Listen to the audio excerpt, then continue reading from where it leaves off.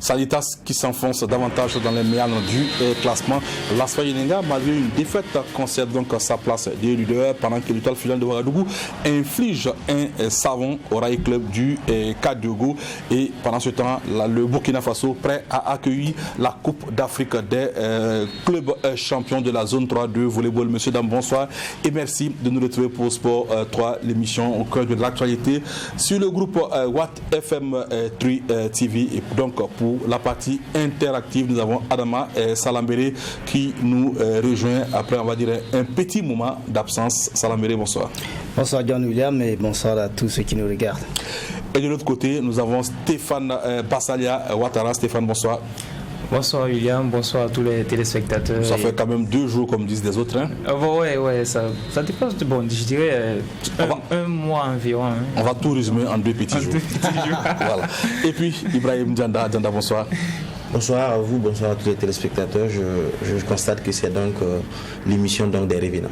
Ouais, c'est pas l'émission des Revenants. Certains se sont excusés la semaine dernière. Il y en a qui se sont excusés par 2 fois parce que justement ils étaient en déplacement. C'est vrai qu'ils ne sont pas allés dans leur pays, mais ils sont en déplacement. C'est bien cela, ça l'a mené. C'est clair. On a effectué quand même quelques voyages. On n'est pas parti en France, mais oui. C'était bien en Afrique ici. Et puis voilà, tout est rentré dans l'ordre. On est de retour pour partager encore avec tous les téléspectateurs notre passion à nous tous, le sport. Le sport. Voilà. Et puis donc, on espère d'ici la fin de cette émission donc recevoir Pierre Guigmdé. C'est le directeur technique national de la Fédération burkinabé de volleyball. Avec lui, nous parlerons de la Coupe d'Afrique des clubs champions de la zone 3. Vous pouvez voir en image la conférence de presse tenue ce matin du côté donc du siège du CNOSB par donc les officiels donc de la Fédération burkinabé de volleyball. Il était question de cette compétition que le Burkina abrite donc à partir de demain et 15 mars et cela jusqu'au 20 mars, une compétition de volleyball en hommes et en dames avec donc notre invité de ce soir, Pierre Guigmdé. Je rappelle, nous pourrons donc en débattre un peu plus en longueur. Alors notre invité n'est pas encore dans le studio avec nous, car cela ne tienne. On passe football et la Ligue 1, l'Onabé qui disputait donc le week-end écoulé sa 19e levée. Salitas de plus en plus mal recevait donc l'AS Police au stade municipal Issoufou Konombo face donc à des policiers tout aussi irréguliers. Les Salitassiens n'ont donc pu éviter la descente aux enfers. Au finish, ils s'inclinent face au poulain de Mousso Ouedraogo. C'est la 4e défaite d'affilée de Salitas depuis la phase retour du championnat. En difficulté en ce moment, les Colombes de Ouaga 2000 se sont enfoncés de plus face aux policiers. Dès l'entame du jeu, ces derniers ont été sans pitié. La première erreur de Salitas a été une occasion pour ouvrir la marque. On joue seulement 4 minutes et Adama Ouedraogo fait douter Salitas malgré cette réaction de Bachirou Sawadgo bien captée par Sayon. Daniel Ouedraogo tente également sur coup franc de tromper Sayon, mais le portier de l'AS Police reste vigilant. Salitas pousse toujours et obtient un but, mais le deuxième assistant indique une position avancée de Moudi Cissé. Contre le cours du jeu, Rodri Kamassié, sur un service de Abdoulaye Karago, marque le deuxième but à la 39e minute. L'AS Police mène 2-0 à la pause. De retour des vestiaires, Bachirou Sawadgo tente à nouveau une frappe lointaine, mais c'est sans compter sur la vigilance de Daniel Sayon. Après cette tentative, plus rien ne sera fait jusqu'au coup de sifflet final de l'arbitre. Une défaite qui annonce une crise au sein des Colombes. Quand l'équipe ne marche pas, vous venez de dire qu'on vient de faire 4 défaites. Donc logiquement, il y a une crise. Et maintenant, il faut chercher des solutions pour que la crise prenne fin. Il y a une crise, mais moi je pense qu'il y a toujours des solutions pour remédier à cela. Moi je ne peux pas parler de 10e jeu parce qu'il reste beaucoup de matchs. Moi je suis venu trouver une équipe malade. Donc il fallait chercher des solutions. Jusqu'à présent, on n'a pas trouvé les solutions. Mais je pense que ça ira dans le futur. La solution, moi je pense qu'il y en a un premier temps de chercher à bien défendre d'abord. Et maintenant, quelques occasions qu'on va se procurer, arriver à les concrétiser aussi. Parce qu'il faut savoir qu'on ne peut pas, on n'arrive pas à bien défendre. Donc moi je pense qu'il faut commencer par là et maintenant chercher à des points dans le futur. Du côté des policiers, on se frotte les mains avec ces 3 points de plus. Une équipe qui a joué avec INAM, une équipe qui a montré qu'elle a de belles choses à défendre, une équipe qui a montré qu'elle a de la valeur, une équipe qui a montré qu'elle a la dignité et qu'elle peut se battre jusqu'au bout et que rien n'est joué. Je pense que je dirais bravo. Les acteurs, c'est les 11 qui ont été sur le terrain. Nous, on a calqué, on a dessiné et ils ont réalisé. Bravo à eux. Salitas, avec cette énième défaite, dégringole et risque de rentrer dans la zone rouge, la zone de relégation. Le risque dont Assami parlait est donc, on va dire, déjà accompli. Salitas se retrouve actuellement avant-dernier du classement et à ce rythme-là, pourrait donc aller voir l'étage inférieur la saison prochaine si rien n'est fait. Diana, Salitas avant-dernier au classement de la Ligue 1 de Nabé après 19 journées. On t'aurait dit cela avant le début du championnat. On suppose que tu n'aurais pas parié pour. Naturellement que je n'aurais pas parié pour, parce que lorsque en début de saison nous jetions un peu les pronostics si les équipes qui vont jouer le premier rôle cette année en championnat, Salitas donc faisait partie des 3 équipes quand on sait un peu le parcours qu'ils ont eu ces 3-4 dernières années qui sont donc du côté donc de la première division. Certes l'année dernière ça n'a pas du tout été fameux donc au championnat, mais ils sont quand même restés titillés jusqu'à l'avant-dernière journée, je dirais, avant peut-être de dire adieu au titre. Donc au début de saison, ils ont également essayé de faire un certain nombre de recrutements. C'est le club même qui avait déjà commencé à faire certains recrutements de certains internationaux qui revenaient en manque de temps de jeu, qui revenaient donc se préparer pour les parties. On a beaucoup misé sur eux, mais moi particulièrement au niveau de l'encadrement technique, je n'étais pas du tout parce que l'année dernière nous étions avec Ladji Koulibaly Ambas, ce duo qui n'a pas du tout marché à ce moment, qui a perdu beaucoup de points donc sur des naïvetés. On le disait l'année dernière ici, il faisait beaucoup de Salitas, il perdait beaucoup de points face à des équipes donc moins classées. Cette année, c'est carrément le contraire. L'équipe n'avait vraiment pas de fond de jeu et tout, mais la chance c'est que en première partie donc de championnat, il y avait des individualités comme je dirais Geoffrey Bazier et autres qui arrivaient quand même à souvent sortir le grand jeu, sortir le niveau au-delà donc des autres pour souvent donc assurer l'essentiel. Alors malheureusement tous ces joueurs sont partis avec le mercato. Alors, au-delà donc des prestations moyennes que l'équipe de Salitas affiche depuis le début de la saison, est-ce que le problème n'est pas plus criard? Est-ce que ce n'est pas un problème de fond dans cette équipe? Naturellement, parce que beaucoup le diront que tant que Salitas va continuer peut-être à essayer de faire jouer des joueurs pour pouvoir les vendre, ça va peut-être causer problème, parce que là souvent on se dit souvent l'entraîneur n'a pas forcément la léthargie de pouvoir poser un peu le jeu qu'il veut, composer les joueurs qu'il veut, mais il doit peut-être suivre un peu le clin d'œil de la direction technique, je dirais du directeur sportif, parce qu'à un certain moment il a besoin de visibilité sur un certain nombre de cadres pour pouvoir les vendre à l'extérieur. Pourtant, une équipe également qui veut des résultats doit jouer donc sur la forme du moment des joueurs avant de les classer sur le match. Pourtant, si le directeur sportif veut peut-être l'allumer sur certains joueurs, même s'ils ne sont pas bons, on va forcément pousser à les faire. La preuve en est que je pense que c'est leur 3e entraîneur, si je ne me trompe pas, depuis le début de la saison. Donc à un certain moment, on cherche l'homme qu'il faut, mais malgré tous les entraîneurs qu'ils prennent, c'est pas un problème de moyens.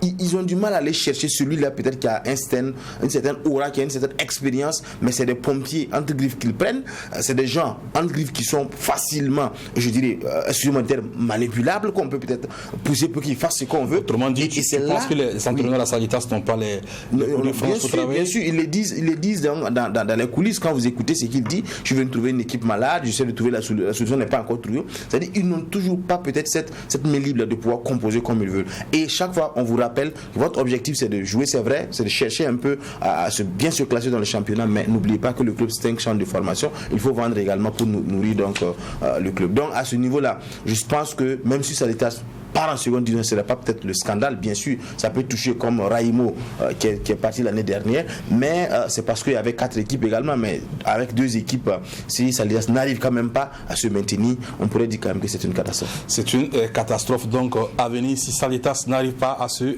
maintenir. On n'en est pas encore là, Adama Salambéré, quand on voit cette équipe qui nous a fait plaisir, une équipe qui par 2 fois a réussi à intégrer la phase de poule de la Coupe de la Confédération, performance qui n'était jamais arrivée à un club club burkinabé, on peut se demander comment en si peu de temps cette équipe se retrouve à la ramasse. Oui, de toute façon, Salitas, je crois qu'ils font du football business sans pour autant faire du business. Faire du business parce que ça se prépare dès la base. Lorsque vous avez une équipe comme ça, que vous prétendez vraiment faire sortir les joueurs, les vendre, sans pour autant sécuriser au niveau du centre, ça devient compliqué. Nous avons vu Salitas. La première année qu'elle montait en première division est allée quand même, vous l'avez rappelé, en campagne africaine et a vraiment fait beaucoup de prouesses. En ce moment, bien vrai que Salitas vendait les joueurs, mais Salitas revenait quand même faire un recrutement conséquent pour vraiment tenir la base beaucoup plus solide pour tenir en championnat et bien sûr aller en campagne africaine. Mais là, cette fois-ci, vous avez vu que cette année, vraiment, au début du championnat, il y avait quand même quelques joueurs qui tenaient la baraque. Vous avez Draman Salou, vous avez Nino Bazier, qui étaient là, Salitas, dès les premières journées. Dès la première journée, Salitas était en tête du championnat. Attention, après la première journée, parce que la première journée, Salitas était tombé 2-0 à Bogo-Dioulasso face au Royal. Oui, mais après ça, ils ont tenu un peu la tête pendant 2 ou 3 journées, voilà, avant de descendre. Dès lors que ces 2 joueurs sont partis, Nino et Draman Salou, Salitas a commencé à dégringoler parce que derrière, il n'y a pas eu un recrutement qui allait permettre à cette équipe vraiment de s'asseoir sur du solide pour évoluer en première division. Et la seconde remarque, c'est que Salitas n'a jamais, à mon avis, eu un entraîneur conséquent, un entraîneur charismatique capable véritablement de conduire ce centre-là pour attendre vraiment. Qu'est-ce que je dois entendre par entraîneur charismatique? Oui, un entraîneur, il a rappelé, un entraîneur qui ne va pas vraiment se mettre vraiment à la merci, je vais dire, des dirigeants. Un entraîneur qui va vraiment amener Salitas vers l'objectif, parce que quand vous êtes entraîneur, vous signez un contrat avec un club, vous avez des objectifs à atteindre. Je crois que l'entraîneur capable d'atteindre cet objectif-là, sera celui-là qui va vraiment bosser sans pour autant tourner de gauche à droite pour écouter les ragots. Voilà, en tout cas, on espère trouver que Salitas trouvera rapidement les solutions. Et c'est l'AS Police qui, malgré cette victoire, reste quand même une équipe assez, je vais dire, indécise, assez irrégulière. Alors, Stéphane Bassela, comment on peut expliquer ces performances qui vont et qui reviennent dans tous les sens du côté de l'AS Police? Déjà, c'est le groupe, parce que les policiers, à un moment donné, ils avaient des joueurs qui manquaient. Je pense actuellement à Cheikh Tidianzon qui était à un moment donné blessé. Et aussi, on a du mal à concrétiser les occasions. J'ai eu un entretien avec le meilleur buteur de cette équipe, Kamsi Rodri, oui. Et il me parlait de ça. À chaque occasion, à chaque match plutôt, les policiers, ils ont une tonne d'occasions, mais malheureusement, la finition n'est pas au rendez-vous. Et puis il y a ce réalisme-là qui les manquait. Donc du coup, ça fait que c'est difficile d'être régulé. Quand je prends le match face au Royal, ils ont perdu 2-0. Ils n'ont pas été ridicules, mais malheureusement, ça pêchait sur la finition. Et les Royalistes, en 2 bonnes occasions, ils ont marqué 2 buts. Et voilà, ça fait que cette équipe de Mourinho, ils ont perdu. Mais je crois que petit à petit, vu ce qu'ils ont montré face à Salitas, je crois que quand même petit à petit ça commence à venir, mais malheureusement il y a toujours ces problèmes de blessures qui encore continuent de décimer cette équipe, parce que je crois que lors de ce match, même Cheikh Tidianzon dont je parlais,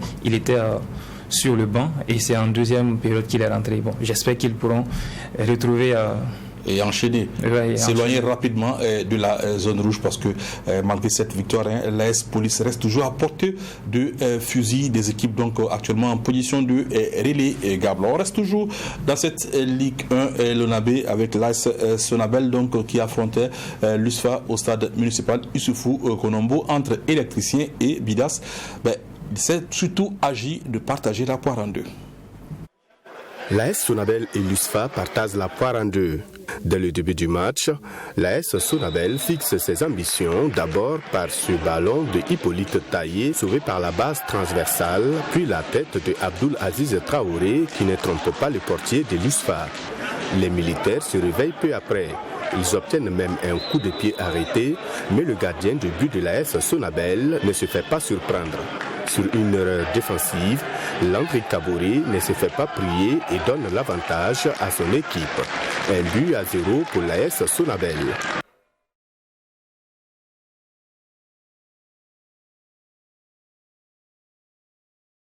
Dos au mur, l'USFA va tout faire pour remettre les pendules à l'heure, d'abord par cette tête non cadrée et ensuite cette frappe écartée par le dernier rempart des électriciens. La mi-temps intervient sur ce score d'1-0 en faveur de l'AS Sonabel. À la reprise, l'USFA va continuer dans la même dynamique avec cette frappe de Aziz Kaboré repoussée par le gardien des électriciens. L'US Forces Armées sera récompensé quelques minutes après sur ce but contre son camp qui pourtant pouvait être évité avec la position avancée de l'attaquant de l'USFA.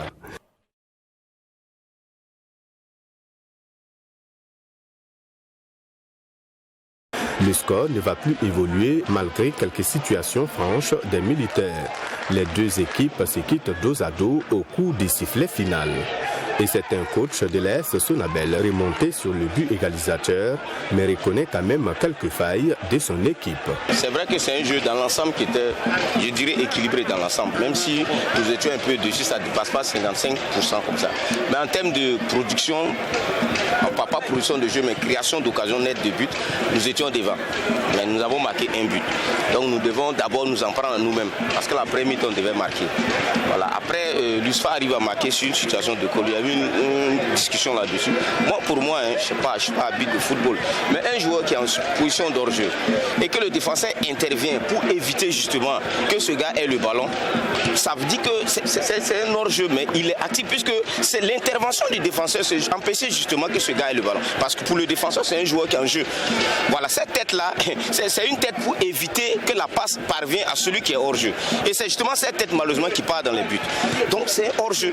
L'USFA rate donc l'occasion de se positionner en tête du classement. Effectivement, en venant ce soir, on venait pour prendre 3 points. En prenant 3 points, on savait qu'on allait être leader ce soir parce qu'en confrontation directe avec la Sfagnanega, nous avons gagné notre match. Mais malheureusement, on n'a pas pu gagner de 3 points. 1 point aussi, c'est pas mal. Ça nous permet de rester toujours collés au peloton de tête. Le but en question, c'est dans le jeu. C'était un ballon en jeu qu'il a fait un centre. Bon, le défenseur a mal apprécié quand il a dévié, c'est rentré dans ses buts. Bon, heureusement pour nous que ça a été accordé, il y a but. Ça fait 1-1 pour nous, en partageant la poire en deux. Dis-moi que nous, on a perdu les matchs allés contre cette même équipe. Avec ce résultat d'un but partout, l'AS Sonabel se positionne à la 9e place avec 25 points, tandis que son adversaire du jour, l'USFA, occupe la 4e place avec 30 à 2 points du premier, la Sfagnanega. Voilà, AS Sonabel 1, USFA 1, un match à polémique, hein, surtout à cause de cette égalisation de l'Union sportive des forces armées. Adama Salambiri, y a-t-il but ou pas? Ouais, je crois que ça a été très bien arbitré. Dès lors que vous avez un ballon qui arrive, même si l'adversaire est en position avancée, vous allez voir que les arbitres laissent jouer d'abord avant de voir s'il y a position. Si c'était peut-être le joueur de l'USFA qui avait touché au ballon, là on pouvait discuter. Mais là c'est un joueur de l'AS Sonabel, notamment le défenseur qui a dévié le ballon dans les buts, dans ses propres buts. Donc il n'y a pas de polémique, hein, je crois qu'il y a but. Il y a but, il n'y a pas hors-jeu. Il n'y a pas hors-jeu.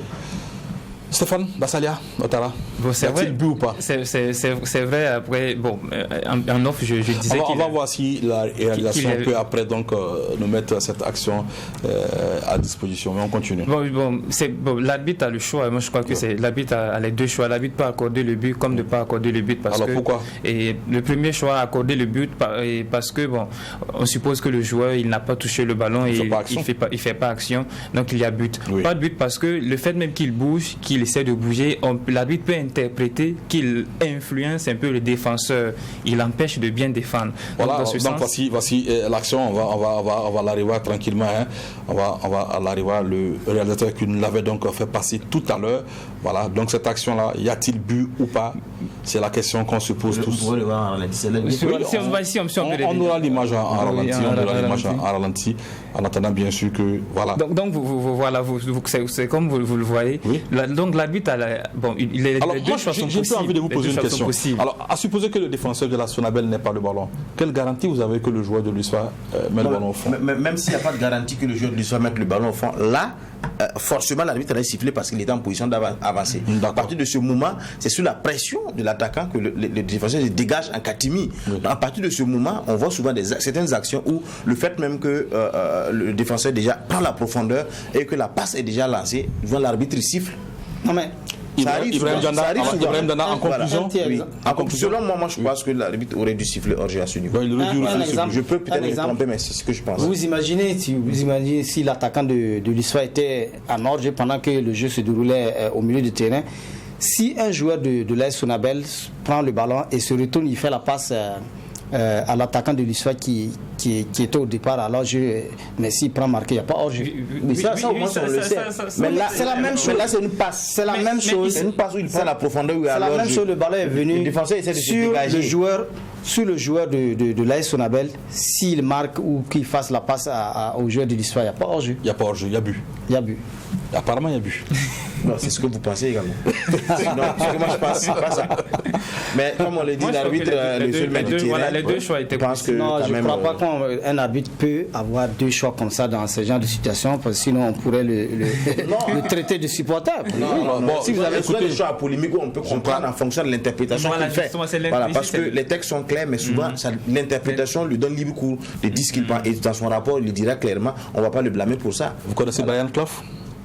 Vous dites? Vous connaissez Brian Clough? On entend parler, oui. Oui, mais c'est qui?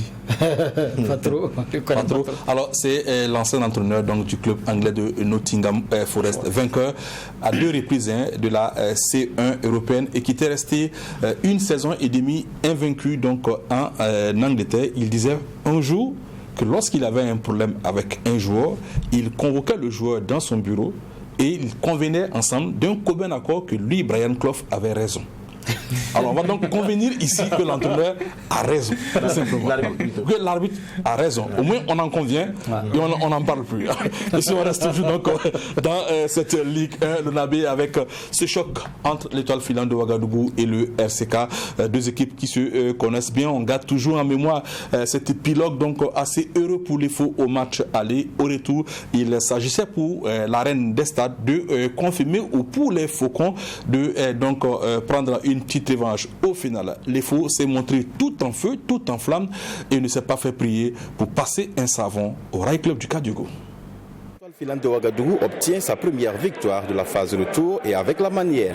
Face au Rail Club du Kadiogo, les Stélistes se sont montrés très décisifs. En première période, ils mettent le pied sur le ballon et sur une action menée par Yacouba Mando, et notre Yacouba Mewatara ouvre la marque. À la suite, c'est Maurice Zina sur coup de pied arrêté qui frôle la barre transversale. Le RCK obtient sa première occasion franche sur cette action, mal négociée par Charles Douani et Rachid Zagré. Les Faux va à la pause avec l'avantage d'un but. De retour des vestiaires, Draman Kouma surprend Victorien, le portier du RCK et même notre caméra. 2-0 pour la reine des stades. Les Faucons réagissent avec une tentative de Charles Douani. Cette fois, il trompe Soumaïla Bikaba, le portier de l'EFO. À 2-1, le RCK tente de revenir à la marque avec plusieurs tentatives, mais contre le cours du jeu, Draman Kouma profite d'une erreur défensive et cloue le portier. Il signe le 3e but de son équipe et son doublé de la rencontre. Amadou Sampo, désemparé, procède à des changements de défenseurs pour limiter la casse. Malheureusement, les Faux en voulaient plus. Dimitri Stéphane donne le coup de grâce aux Faucons. Score final 4-1 pour les Stélistes qui peuvent souffler. Je me cherchais. Donc, peu importe la manière, j'ai eu les 3 points. Après, on verra comment il faut régulariser certaines affaires. Bon, c'est d'abord un match minutieusement préparé. les 2 défaites nous ont fait comprendre qu'après analyse, on a compris qu'on était en train de perdre notre identité sur les différentes phases de jeu. Toute la semaine, on a corrigé cela. Donc, quoi qu'on a fait une très bonne analyse. Le RCK prend donc un carton plein et les regrets étaient perceptibles. Et quand vous avez regardé en deuxième mi-temps, on a pris le jeu en notre compte. On a eu des possibilités d'égaliser. Et quitte à ce qu'il y ait sur une attaque encore promoteuse et sur un chef-d'œuvre aussi de l'attaquant qui a osé tirer et dans notre temps fort qui nous marque un deuxième but. Vous voyez que c'est un peu difficile, c'était un peu difficile pour nous.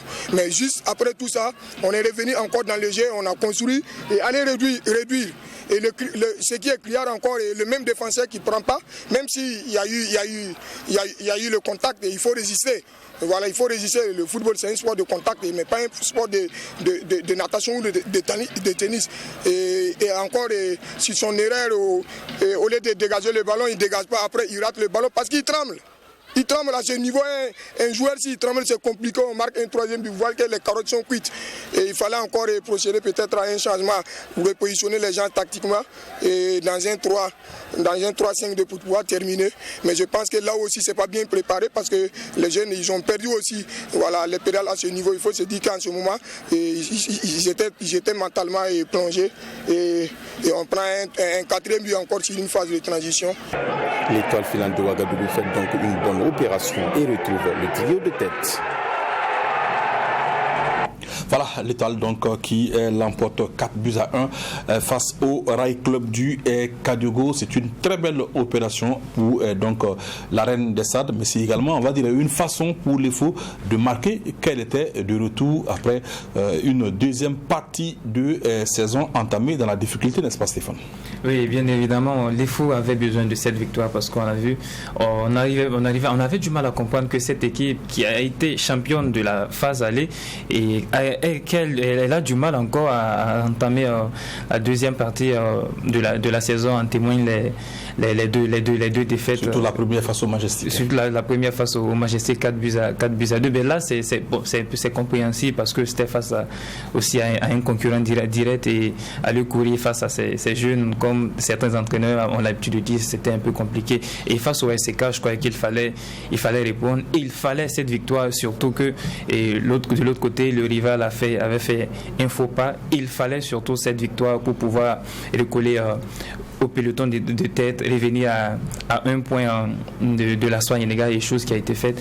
Et je crois que quand même Lassina Savadogo, pas le journaliste sportif, l'entraîneur, le coach de l'Étoile filante et son staff technique, je crois qu'ils sont quand même à féliciter parce que c'est une bonne équipe du RCK qui était en place. C'est vrai que cette équipe depuis la reprise a du mal à être constante, mais elle n'est pas ridicule. Elle produit du bon jeu, et rares sont ces équipes qui arrivent à se frayer sur le chemin de cette équipe des Faucons. On se rappelle que lors de la phase aller et le dernier match face à la Soie Yenega, ils avaient battu les Yenegis sur le score de 2-0. Donc le RCK n'est pas une équipe ridicule, et battre cette équipe de Sampo, c'est un exploit, et félicitations aux hommes de la SNAS. Quand tu me dis que battre le RCK c'est un exploit, mais ça fait 2 fois que les Faux l'emportent face au RCK en cette saison. L'exploit est donc... Oui, William, en fait, moi je ne sais pas si c'est... Je fais une belle remarque, mais je me rappelle l'année surpassée, Adama Yanogo, qui était coach de Majestic. Il était l'adjoint de Sampo à Majestic. Il y a 2 saisons. Voilà, 2 saisons avant peut-être que Sampo aille à Les Faux. Quand ils avaient croisé Les Faux, je crois que le Majestic avait battu Les Faux 4-0. Ouais. Et dans l'interview, Yanogo disait que eux, ils connaissent comment Sampo joue. Donc ils ont fait un plan anti-Sampo et ils ont laissé les jeunes libérer jouer. J'ai comme l'impression qu'il a du mal à jouer contre ses anciennes équipes, tellement on connaît sa façon de sa fougue et tout. On arrive à prendre un peu tactiquement, et quand vous écoutez l'entraîneur de l'Étoile, qu'est-ce qu'il dit toute la semaine? On a travaillé un peu sur nos erreurs, on a travaillé un peu sur la solidité défensive. On a essayé donc de cuire un peu cette équipe. C'est vrai que Sampo lui a pistonné un peu beaucoup plus des erreurs défensives de son l'un de ses libéraux qui a fait beaucoup, qui a joué tellement nonchalant qu'il a fait considérer jusqu'à 2 buts. Mais malgré tout cela, on n'a pas vu de répondant du côté du RCK. C'est-à-dire qu'au moment où ils étaient, c'est vrai qu'à 2-0, ils ont égalisé, ils ont réduit plutôt le score, mais au moment où on les attendait plus de revenir, ils n'ont pas pu trouver ce répondant-là. Ça me laisse croire en tout cas que Sampo a vraiment des difficultés avec ses anciennes équipes, surtout pour ceux qui savent lire tactiquement. Aujourd'hui, tout le monde le sait, le football, c'est pas de venir avec peut-être les meilleurs joueurs, venir aligner sur le terrain, sinon notre ami Junior et le PSG allaient remporter. Je vais ajouter un petit truc concernant le système tactique. Et puis, c'est ce que la Sina Savadogo a fait avec les faux. Vous avez constaté que l'équipe du RCK, depuis le début de la saison, c'est vrai, elle joue à 2 temps, parfois offensive, parfois défensive. Et face surtout aux concurrents directs, elle essaie de jouer en contre-attaque. Et c'est ce que la Sina Savadogo a compris avec son équipe. Et pendant ce match, ils n'ont pas laissé du temps de répit au RCK. De répit au RCK. Vous savez, quand ça part et ça vient, ça part, ça monte, ça descend, les pistons qui travaillent, les défenseurs qui ont des bonnes relances, les attaquants qui fatiguent la défense adverse, les erreurs sont inévitables. Et c'est ce qui s'est passé face au RCK. Et quand Sampo il accuse son défenseur, il n'a pas le choix. Vous savez, à un moment donné, quand on est acculé, quand le même adversaire, le même attaquant vient et nous fait 2 fois un petit pont, quand il revient troisième. Et pour toi, la solution, c'est de le laisser marquer. Pas de le laisser marquer, mais peut-être faire une offrande à la Donnarumma. Je pense que c'est ça. J'espère seulement que le Rail Club du Cadio les joueurs du Rail Club n'ont pas été vraiment touchés moralement, parce qu'on a écouté l'entraîneur de cette équipe-là en conférence de presse qui parlait d'arriéré du prime de match. Et au vu de ce match, moi je n'ai vraiment pas vu une équipe du Rail Club du Cardio qui a joué comme on a l'habitude de le voir évoluer. Vous l'avez vu contre l'Asfa Yenga, il a rappelé 2-0. Et en tout cas, depuis que Sampo est arrivé au niveau du Rail Club, il a trouvé une équipe bien en place et qui joue bien au ballon.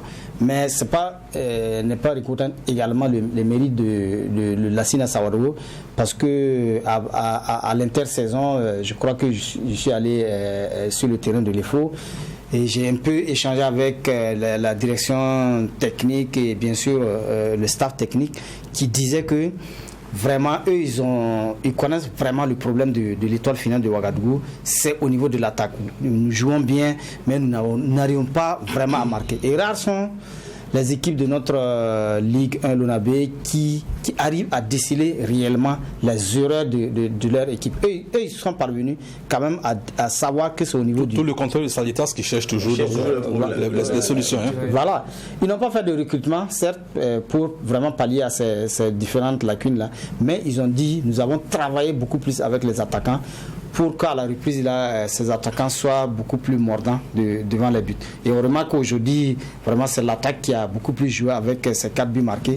Ça montre vraiment que la Sina Saoura a vraiment fait un véritable travail de fond pour amener ils ont ce système de pressing là aussi, comme Bassel l'a dit, qui arrive donc à acculer peut-être l'adversaire. Parce que même si vous n'avez pas forcément les meilleurs attaquants, si vous avez un système qui permet peut-être au milieu d'être à surnombre et met le pressing, ça marche. Mais souvent, face à des équipes, surtout les académies, qui jouent beaucoup balle au pied aux abords de la défense pour construire, ils ont des problèmes, parce que là quand on survole un peu le milieu de l'étoile, l'étoile en attendant ils vont quand même pas travailler l'attaque et puis laisser les autres bastions de l'équipe. Ça, tout va ensemble. Aussi bien vous renforcez le travail au niveau de l'attaque, et vous retenez également qu'au niveau de la défense et du milieu de terrain, il faut faire quelque chose pour que ce soit une évolution d'ensemble. Alors, on reste toujours sur cette Ligue 1, le Nabi, mais avant de poursuivre, je tiens à rappeler que le Burkina, à compter donc de demain 15 mars et cela jusqu'au 20, accueille donc la Coupe d'Afrique des clubs champions de volleyball, une compétition qui devra donc regrouper au minimum 5 pays, le Burkina, donc le Bénin, la Côte d'Ivoire, le Ghana et le Sénégal. Le Ghana donc champion en titre aussi bien chez les hommes comme chez les dames, qui sera représenté par donc la redoutable formation de Ghana Police. Voilà, les policiers ghanéens. Le Burkina sera représenté à cette compétition par l'USFA et l'AS Douane. Il faut également préciser que les Ivoiriens de la société Omnisport des armées, la SOA, sera également présente à cette compétition. Des pays comme le Togo, le Nigeria, le Libéria ou le Niger n'ont toujours pas confirmé leur participation. On espérait en savoir davantage avec donc notre invité invité qui malheureusement nous a posé un lapin, un très gros lapin, voilà donc qui n'est pas venu, mais qu'à cela ne tienne, on passe d'abord au récap des résultats de cette 19e journée de la Ligue 1 Lonabi. Pour tout simplement dire que l'AS Douane l'emporte 1-0 face à Royal FC. L'AS Police, on l'a vu tout à l'heure, qui a dominé Salitas 2-0. L'Asfa Yenenga, grosse surprise de cette journée, s'est incliné 1-3 face au Kiko FC. La SEC de Koudougou qui fait le minimum syndical 1-0 face à Vitesse de Bobo. La SFB de plus en plus mal puisque les fonctionnaires donc de Bobo s'inclinent face au Majestic 1-2. La SK qui l'emporte 1-0 face au Racing Club de Bobo. La Sonabel l'USFA qui se sépare 2-2. Et le carton de la journée est celui infligé au RCK par l'IFO 4-1 en faveur de la reine des stades. Une reine des stades qui se rapproche ainsi donc du leader au classement, l'Asfa Yenenga. Donc on peut voir le classement ici. Donc l'Asfa Yenenga première avec 32 points, suivi de l'IFO de l'AS Douane qui compte chacune 31 points. L'USFA arrive en 4e position avec 30 points. Le Majestic est 5e avec 29 points. Le RCK 6e avec 29 points. Royal pointe en 7e position avec 28 points. Juste un point de plus que le 8e, la SEC de Koudougou, et c'est 27 points. En deuxième partie donc de tableau, l'AS Sonabel arrive en 9e position avec 25 points. 10e l'ASK 23 points. 11e l'AS Police 22 points. Le Kiko est 12e avec 22 points. Le Racing Club de Bobo, le RCB avec ses 21 points occupe la 13e position. Même nombre de points que le Vitesse donc qui est 14e. Salitas 15e avec 20 points. L'ASFB 16e Lanterne Rouge avec 19 points. Monsieur, premier constat entre le 16e et le 10e. Le 16e l'ASFB et le 10e l'ASK, il y a que 4 points d'écart. On peut donc dire que les journées qui suivent peuvent facilement permettre de changer la configuration de cette deuxième partie de tableau. Jusque-là, il serait présomptueux de parier si l'équipe qui pourrait être reléguée, n'est-ce pas? Très difficile quand vous prenez tout simplement la position de l'AS Douane. Oui. L'AS Douane est actuellement 3e avec 31, 3e ex aequo, deuxième ex aequo 31 points, donc à 1 point du leader. Pourtant, je dirais il y a 4-5 journées, oui, l'AS Douane était carrément loin. Et quand vous regardez un peu Salitas, avant-dernier avec 20 points, vous lui donnez 3 victoires par exemple, Salitas a déjà 29 points, ils sont déjà un peu en haut. Ça montre déjà jusqu'où ça peut, rien n'est encore joué, que ce soit ceux qui sont en haut, que ce soit ceux qui sont en bas. Aujourd'hui, même le leader actuel n'est pas encore sûr, certain d'être maintenu. Alors, petite statistique, il faut préciser que pour les championnats à 16, le seuil du maintien se dispute à 34 points. L'Asfa Yenenga a 32 points. Il faudrait un cataclysme pour que l'Asfa Yenenga ne gagne pas. Mathématiquement, ils ne sont pas encore maintenus. Donc ça dit que jusque là tout est jouable et c'est ça également qui fait la beauté de notre football actuellement, parce que il y a beaucoup de, je dirais, il y a beaucoup d'incertitudes. On se croirait peut-être, même si la beauté du jeu va quand même pas se comparer à la Barclays Premier League, mais quand même les incertitudes que cela peut poser, c'est là quand je vois un peu cette équipe de Royal, l'une des équipes les plus difficiles à jouer, qui tombe devant je dirais l'AS Douane, l'Asfa Yenenga qui arrive donc à se faire surprendre par le Kiko FC. Quand on sait comment est-ce que c'est pas du tout simple les conditions dans lesquelles cette équipe modeste de Bobo Dioulasso arrive à voyager, les difficultés administratives qu'ils ont, ils arrivent donc à battre les leaders et avec la manière. Donc ça veut dire beaucoup de choses. Ça veut dire quand même que au-delà de bling bling qu'on peut voir un peu sur le terrain, il y a dans le foot a toujours beaucoup d'aspects magiques quand même qui attire beaucoup de personnes dans les stades, et cela ne peut que faire grandir un peu notre football. Espérer bien sûr que nous aurons les meilleurs ambassadeurs pour les coupes africaines, parce que cette année et l'année dernière déjà on était habitué depuis un certain moment quand même avec Salitas notamment à jouer un peu les phases de poule. Malheureusement les 2 dernières années n'ont pas été cool. Moi c'est surtout à ce niveau je vois, parce que là on voit beaucoup qui comme l'AS Sonabel et même Raimo à 2 reprises où ça cartonne beaucoup, on arrive au niveau international, au niveau continental, ça piétine. Moi j'attends surtout cette équipe là qui va vraiment arriver à sortir du lot, arriver à garder une certaine ossature au niveau des joueurs, avec un renfort supplémentaire pour pouvoir essayer donc de titiller un peu les équipes continentales. En tout cas, une Ligue 1 de la baie cette année plus que jamais indécise, difficile de parier pour les équipes du bas. également très difficile de parier pour les équipes du haut. Il y a 4 journées de cela, l'AS Douanes ne pouvait pas se mêler donc au débat de tête.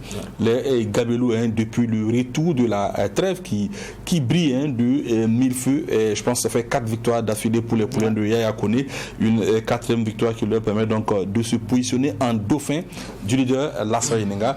Est-ce, on va dire, cette deuxième partie de saison est-elle celle de l'AS Douanes? On pourrait le dire ainsi parce que depuis le retour du championnat, ils n'ont pas perdu de match. On pourrait peut-être dire que cette équipe de l'AS Douanes est repartie au labo et a essayé de travailler pour voir véritablement les lacunes de cette équipe pour revenir en force. Yaya Kone l'avait dit, voilà, faut pas véritablement vendre la peau de l'ours avant de l'avoir abattu. Encore faudrait-il pouvoir trouver un ours dans les parages.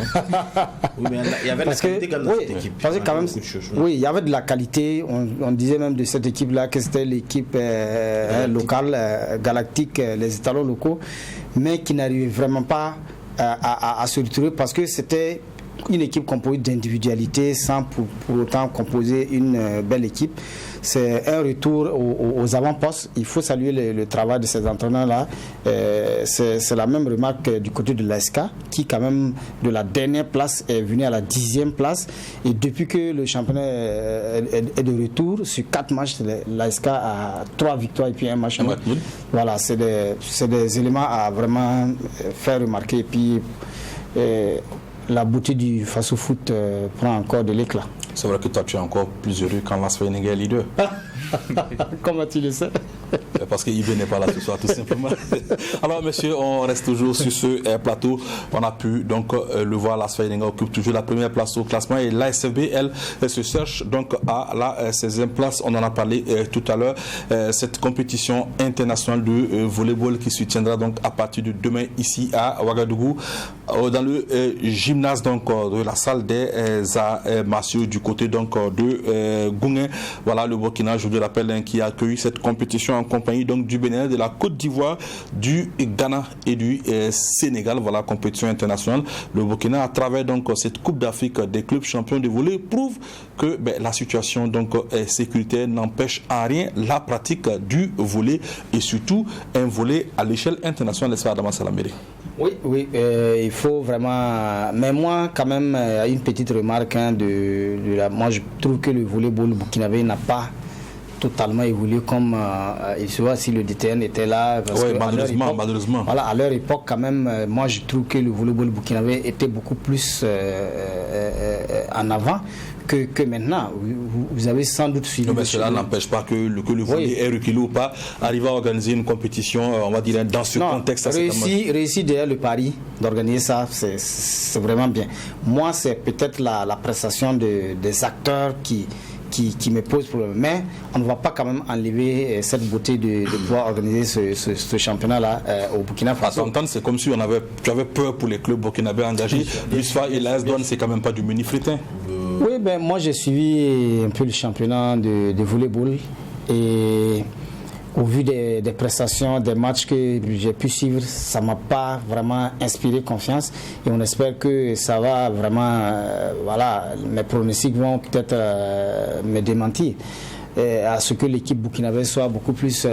sinon, vous vous souvenez de la dernière édition de cette même compétition au Burkina, les Ghanéens étaient venus vraiment s'imposer en maître absolu au niveau du Burkina.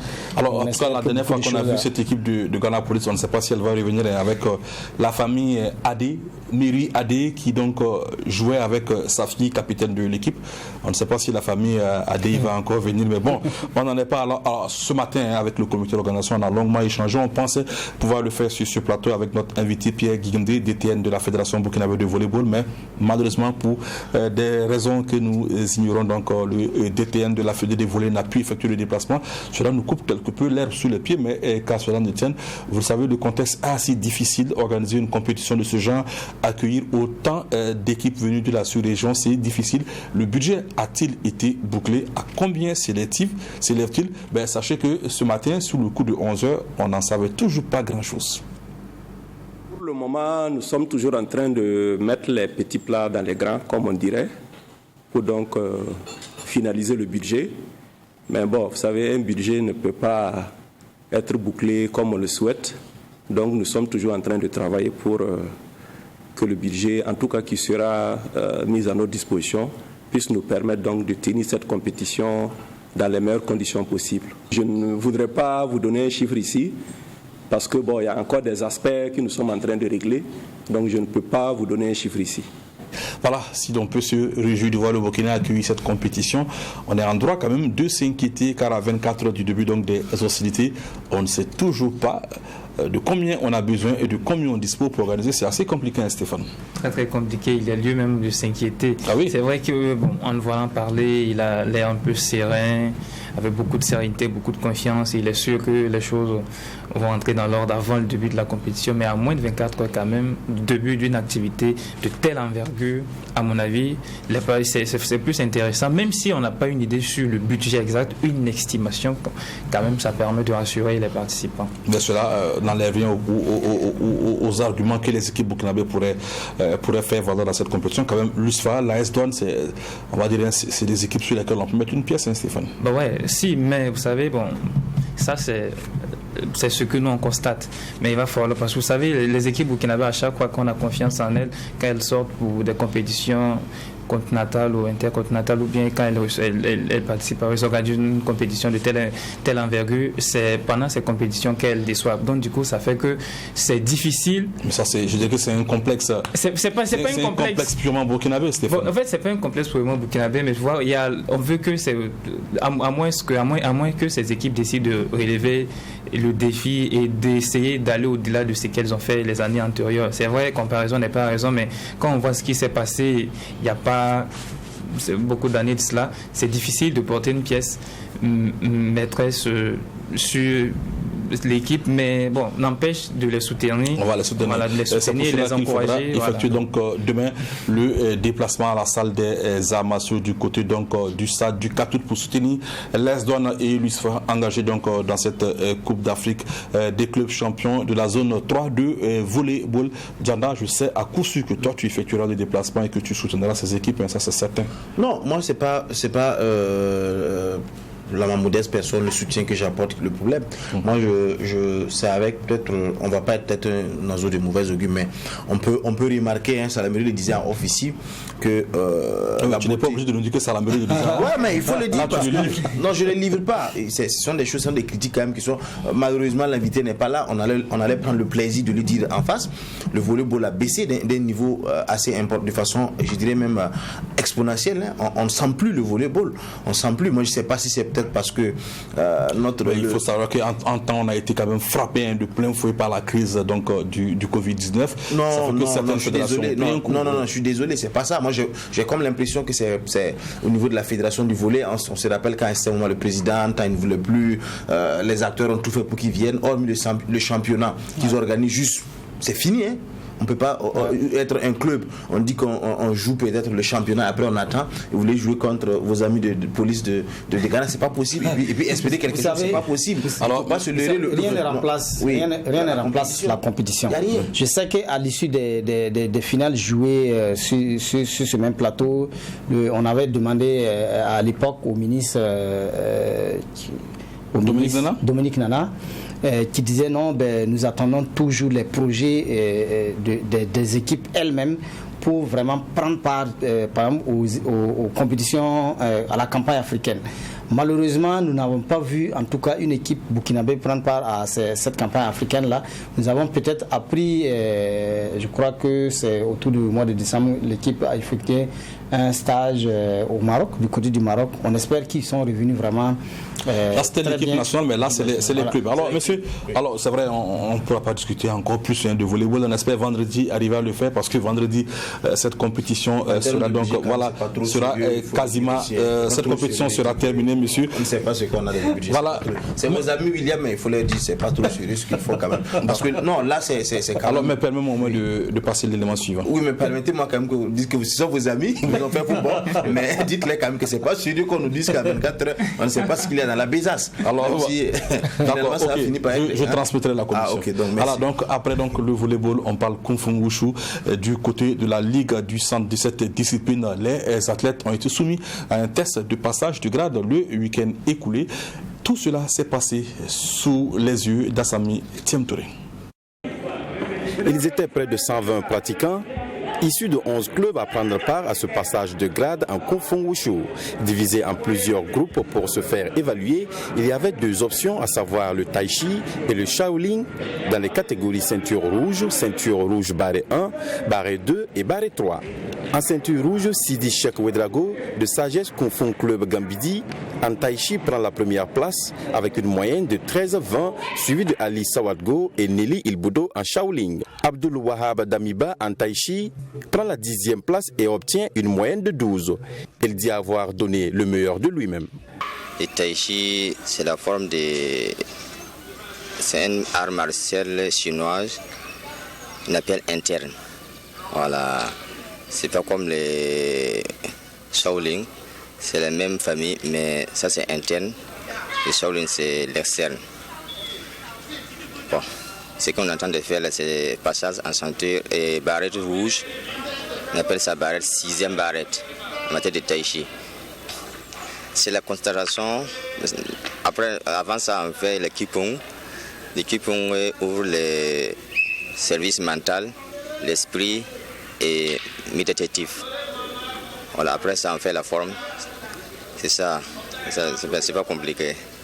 En ceinture rouge barre 1, Priska Compaoré de l'association Les Dragons Stratèges est faite première en Shaolin avec une moyenne de 13,70. Régis Zombri prend la 2e place et Abdul Raouf Salogo la 3e. Une compétition organisée chaque 6 mois dans le but de permettre aux pratiquants d'avancer en grade et également se préparer pour les compétitions à venir. Vu le nombre d'athlètes, nous avons plus de 120 athlètes présents ce matin. L'objectif recherché, c'est pouvoir chercher une compétition pour eux. Madame, la Ligue du Centre va organiser très bientôt son championnat régional. Donc d'où, avec l'autorité, la direction régionale des sports et des loisirs et notre tutelle, la Fédération burkinabé de Kung Fu, sans oublier aussi notre partenaire qui est le gouvernorat du centre. Donc l'objectif recherché ici, c'est pouvoir donner de la compétition à ces athlètes. Donc vu leur niveau, je pense que nous devons tout faire pour les accompagner et pour la bonne marche du Wushu dans la région du centre. Il faut dire quand même qu'il y a de la bonne graine, parce que quand on regarde les athlètes, quand même, il y a certains qui se dégagent du lot, voilà, d'une façon générale. Voilà. Maintenant, il faut surtout saluer le travail qui est fait dans les différents clubs, parce qu'il y a un passé assez récent où on n'avait pas vraiment ce nombre d'athlètes. On avait vraiment maximum 20-30 candidats et aujourd'hui on a dépassé la centaine. Ça montre qu'au niveau de la base, il y a beaucoup qui a été fait. En ceinture rouge barré 2, Sharif Ouedraogo de l'association des Dragons Blancs se distingue en Shaolin avec une moyenne de 12,70. En rouge barré 3, c'est Idrissa Traoré de l'association Groupe Blanche Volcan Shaolin qui arrive en tête. En Shaolin avec une moyenne de 14. Une activité bien appréciée par les premiers responsables du sport. Bon, nous apprécions très positivement. Et d'ailleurs même la Ligue du Centre de Kung Fu Wushu, c'est l'une des structures qui donne beaucoup de fierté à la région ici, qui organise régulièrement les passations de grade. Ce matin, nous avons vu en tout cas assez de combattants qui sont là et vraiment ça se passe bien. C'est donc fini pour le premier passage de grade de la Ligue du Centre de Kung Fu Wushu. Rendez-vous est donné dans 6 mois pour une autre évaluation. Voilà, en attendant donc la prochaine évaluation du côté de la Ligue du Centre de Kung Fu Wushu. C'est tout pour Sport 3 de ce soir. Prochain rendez-vous d'information sportive sur le groupe WattFM Tru TV. C'est pour mercredi avec notre session en langue nationale morée. Mais avant cette session, restez fidèles au programme du groupe WattFM Tru TV.